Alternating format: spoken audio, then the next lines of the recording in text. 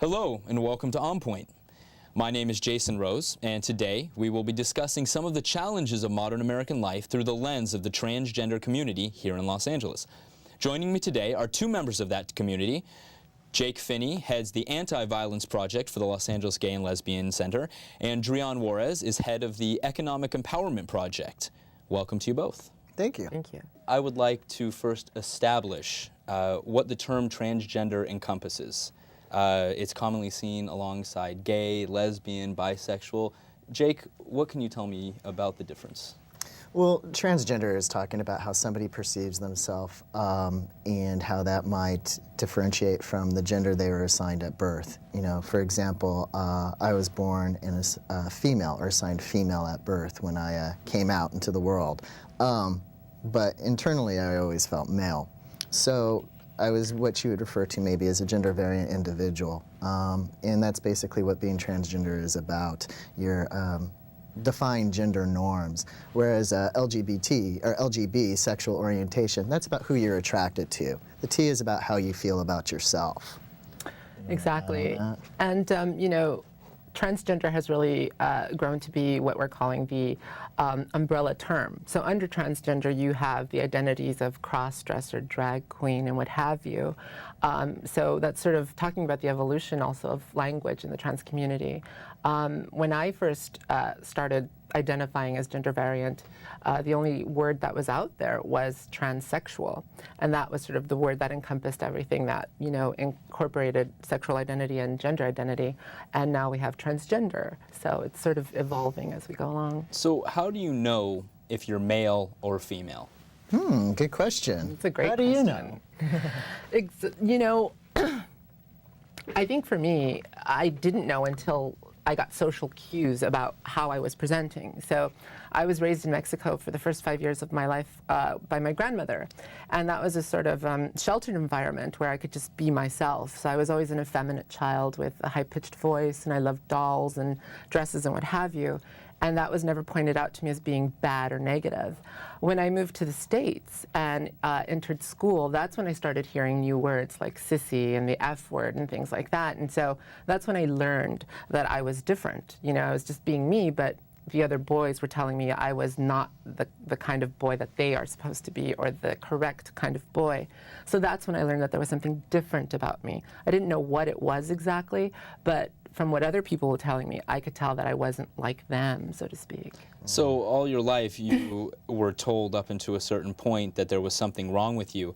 The American Psychiatric Association hasn't removed from their Bible of psychiatric disorders gender identity disorder, GID. Homosexuality was removed from the DSM 40 years ago. How do you feel about this resistance to removing gender identity disorder as a psychological problem? I think, for one thing, my understanding is that the year homosexuality was taken out, I think it was the following year, transsexualism was put in, and now today it's called gender identity disorder. In my opinion, it's a stigmatization of a person who is obviously very affirmed by living in a gender different than what they were born with, right?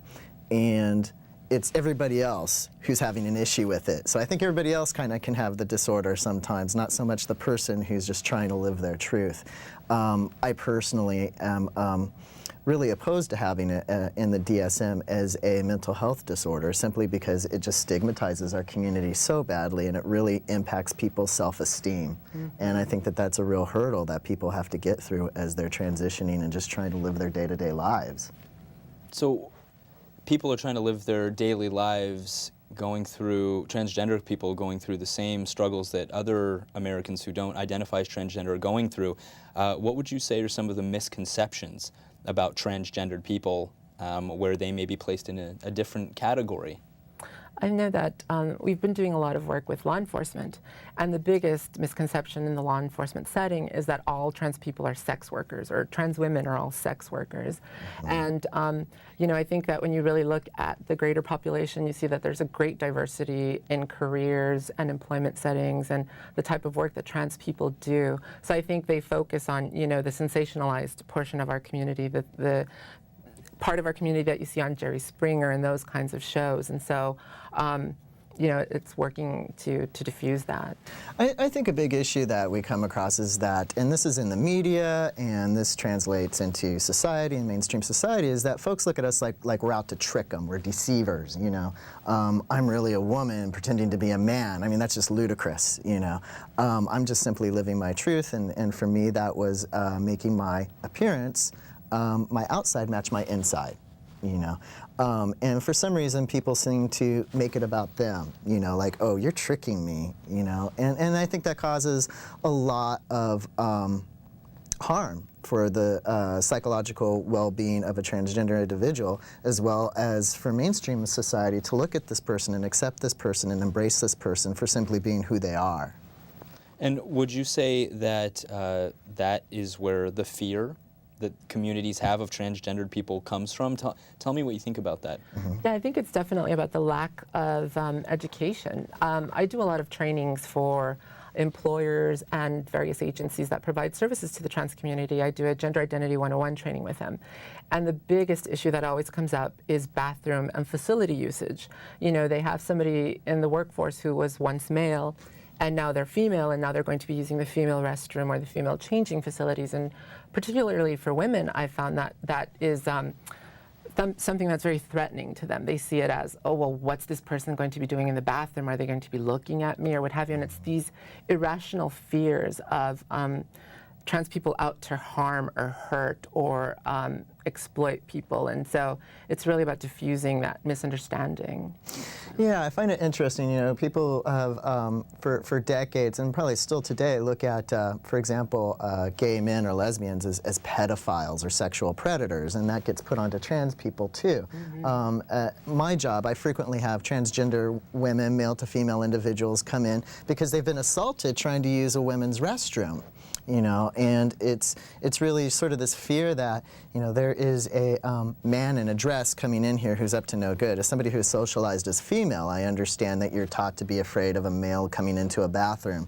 But clearly this is not a male coming into a bathroom. This is a transgender woman.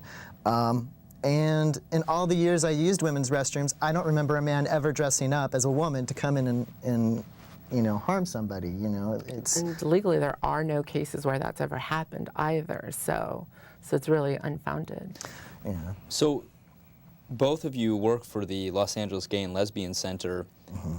What's the typical scenario, Jake, for someone who seeks help from the center? Mm-hmm. Maybe they've been a victim of violence. Mm-hmm. Well, we offer services for all LGBT folks, but it seems like the transgender community is most susceptible to violence, hate crimes, profiling by police misconduct. What happens a lot of times with transgender communities is that we have folks, someone who's just simply trying to walk down the street and gets bashed. You know, like we've heard of gay bashings, well, there's transgender bashings too. Violence against transgender folks tends to be, and this is something that has been evidenced through reports from the LA County Commission on Human Relations, violence against transgender people tends to be the most vicious, 100% violent. Every year they come out with a hate crime report, and every year it's the same statement coming out. So there is a lot of hostility being put on folks. What happens is that they'll come in, they'll see me, they're afraid to report to police, they're afraid of being re-victimized by police. There's a lot of trans insensitivity, so I'll help them file a report. I'll help them when they have to go to court. A lot of times somebody is transgender, they're going to court, their preferred name may not match what their legal name is, so I go in and I help them navigate the system. This is the name this person prefers to be referred to. This is the pronoun this person wants to have used when you're talking about this individual. I'm just trying to help them navigate that path.